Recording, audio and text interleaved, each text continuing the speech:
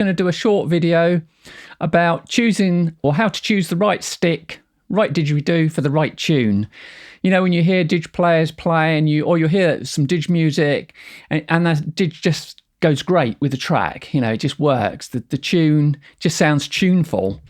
And if you're not that experienced, you know, and you're struggling, you know, with your didgeridoos and thinking, oh, it doesn't, or maybe you're just thinking, oh, it doesn't sound very good, and thinking you're not playing very good, or you can't get the sound right. It may just be the fact that you haven't got the right stick for the right tune, because it requires a little bit of time and experience to learn how to choose the right stick for the right didgeridoo.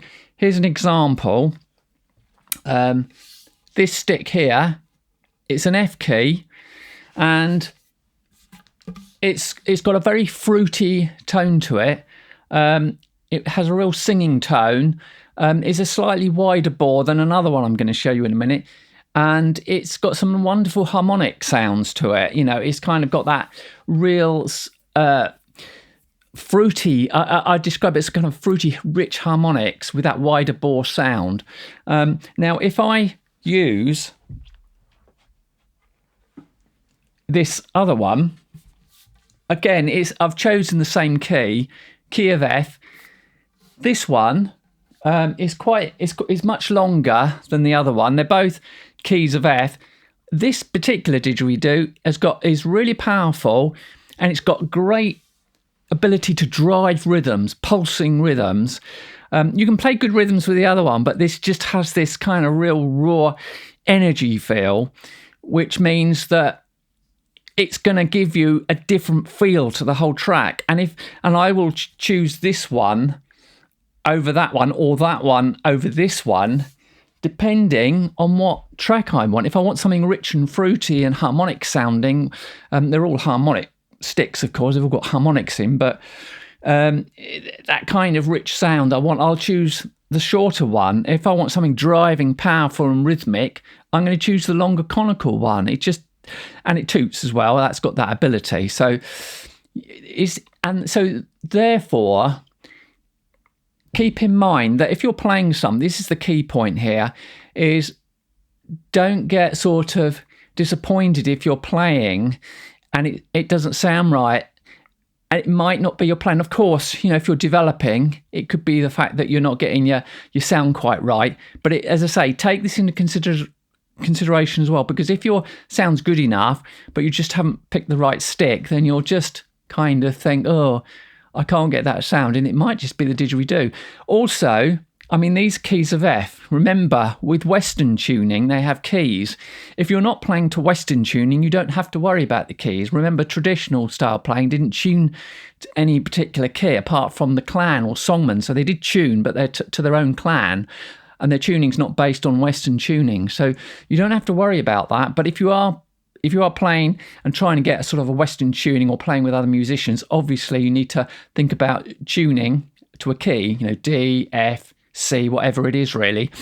And the other thing is, if an F key might not work as well as, say, a D or an E or a deeper key. So it depends what the sound is, you know, what tune you're trying to get. The musicality of something depends on not just your playing, but also the instrument, you know, the tool you're using, the stick, the didgeridoo. So it takes some careful choice. I mean, when I'm practicing and I'm trying to get a tune, I'll try it on different sticks. And I'll just, it's easier for me to know these days, obviously, because I've been playing and I've got the experience, but I'll swap about until I think, well, no, it doesn't sound right on that stick.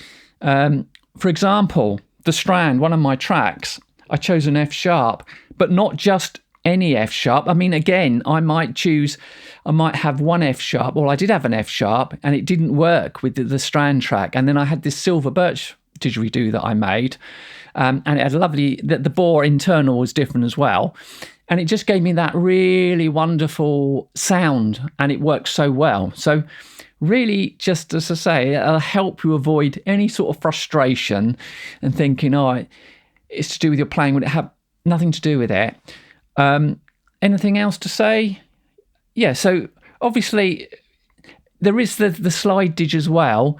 and you've got a choice of keys, but don't be fooled into thinking the slide didge is going to give you the sounds you want particularly. I mean, it might do. I mean, it depends on the slide didge, but it might, certain sticks in certain keys just work well, and it could be whatever style stick that is. So you can't just, if you're limited to a slide didge only, then at least you've got something you can use, to experiment with. But if you've got different sticks, then you've got that wonderful choice to try. And if you haven't got sticks, I'd suggest if you can afford it, get one or two. If you can afford a trad stick, that will. But if you're a contemporary player, make sure if you get a trad stick that you get a crossover, because some trad sticks are purely traditional and they'll have that really deep bent tone that works so well with that sound that they do, that won't work if you're a contemporary player. It won't work. You need a crossover stick if you're going to use a trad stick. So that'll work contemporary playing as well. When you're playing, you'll develop your sound, you'll develop your playing, and you'll develop the ability to find the musicality and tone and tuning of your didgeridoos regardless of keys as well. So, because as I say, you might want to play between a key, there's nothing to stop you. Keep that in mind as well. So you've got that opens the whole thing up. Then you're not limited to keys or anything.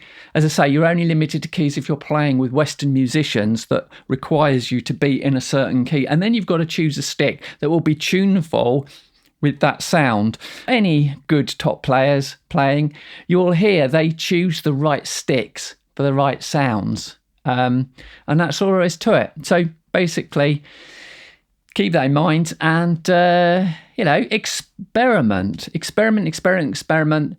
That's the only way you can know, by actually experimenting with it. And in time, you can't, even when you buy a stick, say, if you go somewhere, you can't exactly know, you haven't got the time to experiment enough to know how many different tunes you're going to be able to do with this, how many different, what kind of style you're going to be able to play this. And some sticks are more versatile. You can get more out of maybe one particular stick. It'll just be very musical on different key styles or in between key styles. Anyway, hopefully that's of some value, and experiment and have some fun. Bye.